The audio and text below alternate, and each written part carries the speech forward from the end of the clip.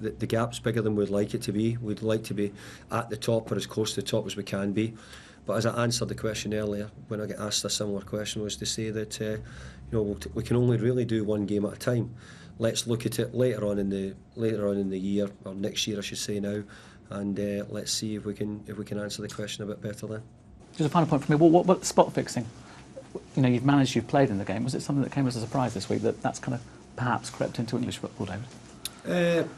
I said last week, I got asked the same question last week about it in the same way, and I said, look, I think it might be out there. I says I've never seen it. Any clubs I've been at, I've never seen it. I've never heard of it. I've never had any players who I know have ever been involved in it. So I can only tell you that I've not seen it. I've not been around it. So, but it sounds as if it's definitely happening out there, and but let's hope that it gets stopped, because there's a lot of punters out there, a lot of people who put their £10 a week on 3 or 4 teams to get results, and they want that to be done honestly and truthfully, and I think it's important for the integrity of the game that we make sure that we keep that up. But do you get enough guidance yourself as a manager and also for your players to say you can do this, you can't do this, or are those things there? Yes, we do. The guidance is there, yeah.